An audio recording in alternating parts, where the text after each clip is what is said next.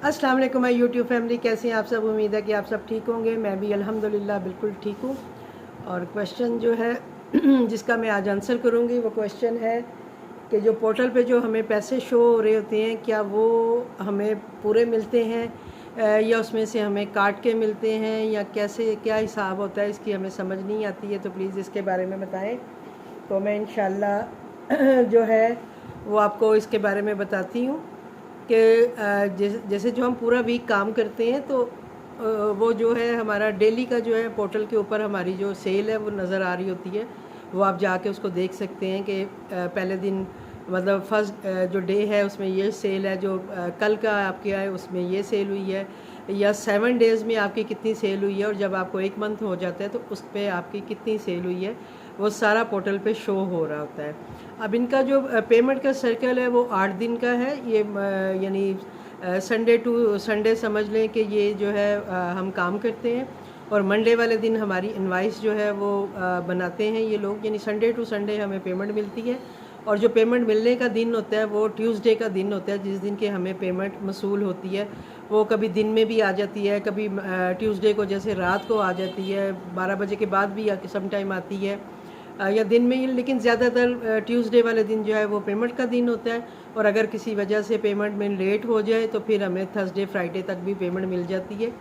Payment आती ज़रूर है, कभी बहुत कम होता है कि लेट हो, लेकिन पेमेंट हमें मिलती है। और इनकी पेमेंट जो है वो वीकली हमारा जो काम होता है उस हिसाब से वो हमें जो है हमारी पेमेंट देते हैं।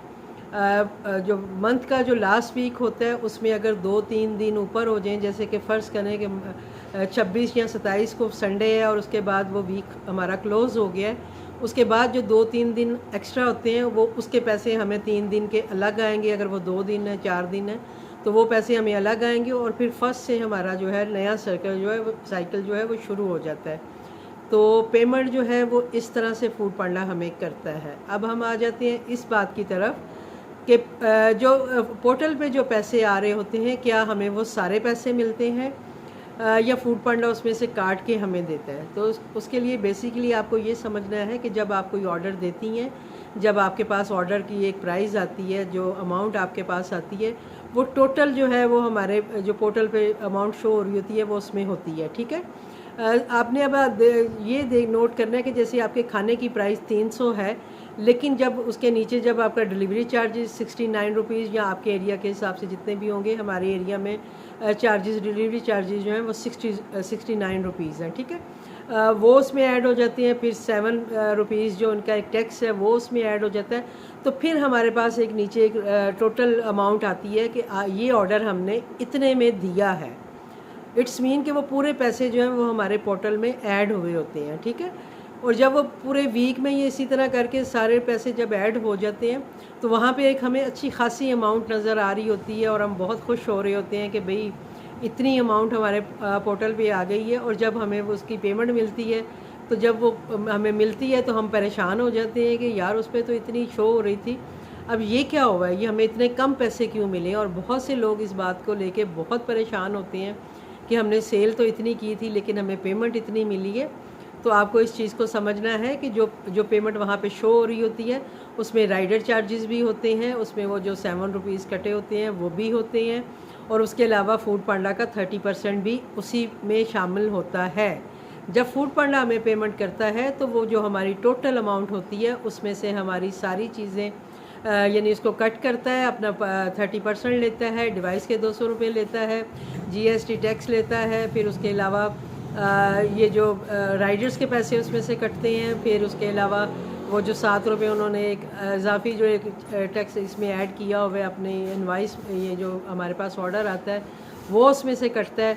और उसके बाद जो पैसे होते हैं वो हमें जो है हमें मिलते हैं, और उसमें कुछ भी गलत नहीं होता। वो जितने पैसे हमारे बनते हैं उतने ही हमें मिलते हैं। हम सबसे ज़्यादा परेशान सिर्फ इस वजह से होते हैं कि क्योंकि वहाँ पे वाकई में जब मैंने भी काम स्टार्ट किया था तो जब मुझे वहाँ पे 24,000 28,000 नज़र आ रहा होता था तो मैं बहुत खुश होती थी कि मेरी इतनी सेल हुई है इस वीक में।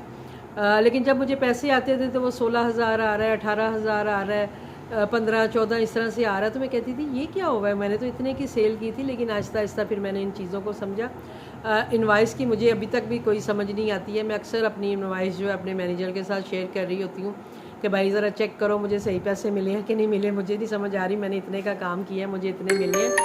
तो वो बस होता यही है कि वो सारा वो एक टोटल अमाउंट आ रही होती है और उसमें से सारा कुछ कटा के जो है ना वो हमें मिल रहा होता है। तो इस वजह से वो हमें पैसे कम लग रहे होते हैं। मिलते हैं हमें हमारे खाने के पैसे उसी तरह ही हैं जिस तरह से के मिलने चाहिए। जैसे फ़र्ज़ करें हमारा अगर 300 रुपये का खाना है तो उसमें से फूड पांडा जो है वो अपना कम से कम भी 110-120 रुपये उनके कट जाते हैं हमारे, और उसके बाद जो अमाउंट होती है वो हमारे जो इनवाइस है उसमें ऐड हो जाती है, जो हमें पेमेंट करते हैं उसमें ऐड हो जाती है, तो वो हमें मिलती है। तो प्लीज़ आपने इसको मेक श्योर करना है अपनी प्राइस को। इसीलिए मैं आपको बार बार कहती हूँ कि अपनी प्राइस को मेंटेन रखें, अपनी प्राइस पे नज़र रखें ताकि आपको नुकसान नहीं हो।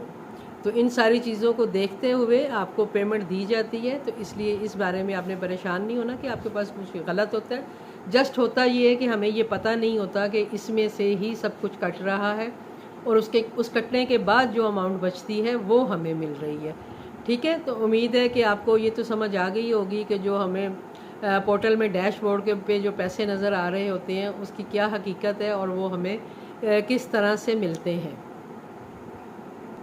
और इसी सवाल में आपको जवाब में आपको ये भी पता चल गया होगा कि राइडर के पैसे जो हैं वो कहाँ से कटते हैं।